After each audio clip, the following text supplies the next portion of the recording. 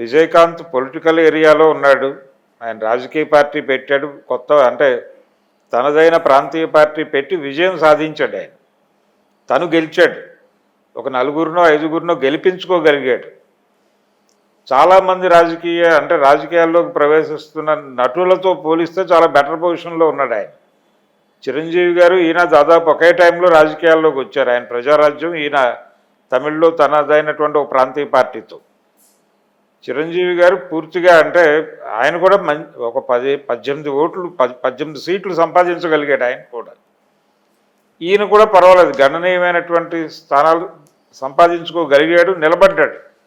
చిరంజీవి గారు వెకేట్ చేసి వెళ్ళిపోయాడు ఆ ఏరియాని. ఈయన నిలబడ్డాడు.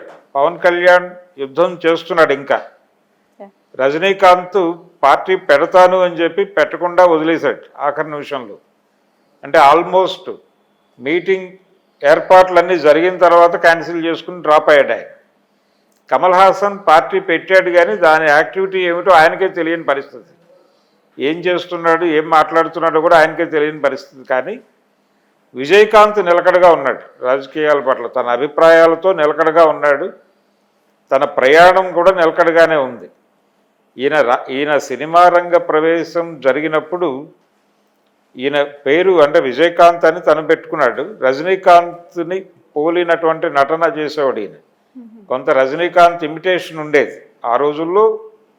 రజనీకాంత్ ఇన్ఫ్లుయెన్స్ అలా ఉండేది. చాలామంది, నళినీకాంత్ అని ఇంకొక నటుడు, రజనీకాంత్ని ఇమిటేట్ చేసేవాళ్ళు 3-4 వచ్చారు ఆ టైంలో. వాళ్ళల్లో సక్సెస్ అయినవాడు విజయకాంత్. సక్సెస్ అవ్వటం మాత్రమే కాదు, తనదైనటువంటి రూట్ ఏర్పాటు చేసుకున్నాడు. ఆ రూట్లో ప్రయాణం చేస్తున్నాడు. ఆయన యాక్ట్ చేసినటువంటి చాలా సినిమాలు తెలుగులో రీమేక్లు అయి పెద్ద విజయాలు సాధించిన సినిమాలు ఉన్నాయి. ఫర్ ఎగ్జాంపుల్ సార్, ఆయన అంటే చిన్నరాజా సినిమా ఇక్కడ తెలుగులో వచ్చింది. ఆయన చేసిన సినిమా అనేది. వెంకటేష్ యాక్ట్ చేసిన సినిమాలు కూడా 2-3 ఆయన రీమేక్లు ఉన్నాయి. విజయకాంత్ అంటే ఆయన మాస్ ఆడియన్స్ని పట్టుకోగలిగాడు బలంగా. తమిళ్లో ఎంజీఆర్ వదిలేసిన వ్యాక్యూమ్ని విజయకాంత్, రజనీకాంత్ వీళ్ళు కొంత ఫిల్ చేసే ప్రయత్నం చేశారు. కమల్ హాసన్ టోటల్గా ఒక తరహా సినిమాలకు పరిమితం అయిపోయిన, ప్రయోగాలకు పరిమితం అయిపోయాడు ఆయన. ఆ తర్వాత వచ్చిన జనరేషన్లో కూడా విక్రమ్, సూర్య వీళ్ళు కూడా ప్రయోగాలకే పరిమితం అయ్యారు. సూర్య కొంత కమర్షియల్ ఫిల్మ్స్ కూడా చేస్తూ ఉన్నారు, లైక్ సింగం అండ్ చేస్తున్నాడు. కానీ అవుట్ అండ్ అవుట్ అంటే ప్రజల సమస్యల్ని పట్టించుకుని అంటే ప్రజానాయకుడిగా కనిపించేటువంటి ప్రయత్నం ఎంజీఆర్ సినిమాల్లో ఇంటెన్సివ్గా కనిపించేది. అది లేదు. రజనీకాంత్ కూడా పూర్తి స్థాయిలో లేడు ఆ ఏరియాలో. మొదట్లో కొన్ని సినిమాలు అలా కనిపించాడు అంతే. కానీ విజయకాంత్ కొంత బాణిని పట్టుకున్నాడు. అంటే ఎంజీఆర్ వారసుని అని చెప్పుకున్న భాగ్యరాజా కూడా ఆ ప్రయత్నం చేయలే, విజయకాంత్ చేయగలిగాడు. అందుకని అతనికి ఒక రెస్పెక్ట్ ఉంది. పొలిటికల్ రెస్పెక్ట్ దక్కడానికి కూడా కారణం అదే. ప్రజల సమస్యల్ని ఏదో మేరకు తన సినిమాలో మాట్లాడేటువంటి ప్రయత్నం చేస్తాడు విజయకాంత్. అందుకని అతనికి ఆ క్రెడిట్ ఇచ్చారు తమిళ్ ఆడియన్స్, ఓటర్లు. రెండోది అభిమానులు ఉన్నారు ఆయనకి. ఆయన తెలుగులో అంటే రోజా గారి హస్బెండ్ సెల్వమణితో కొంచెం ఎక్కువ సంబంధం ఉంది ఆయనకి. ఈయన సినిమాలన్నింటిలోనూ విజయకాంతే యాక్ట్ చేశాడు. కెప్టెన్ ప్రభాకర్ వీటన్నిటిలోనూ విజయకాంతే హీరో. ఒక రకంగా ఇద్దరు ఒకళ్ళకొకళ్ళు ఎన్హాన్స్ చేసుకుంటూ నడిచింది వీళ్ళ కెరియర్.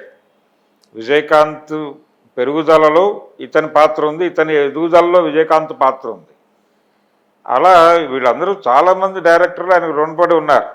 చాలామంది డైరెక్టర్లకి అంటే రెమ్యూనరేషన్ పరంగా కూడా చాలా అంటే అందరికీ అందుబాటులో ఉండేవాడు ఆయన. ధర పెంచేయటము లేకపోతే ఇంకొకటో కాదు, మార్కెట్లో తన సినిమాకి ఎంత వస్తుందో దాన్ని బట్టి రెమ్యూనరేషన్ డిసైడ్ చేసేవాడు ఎప్పటికప్పుడు.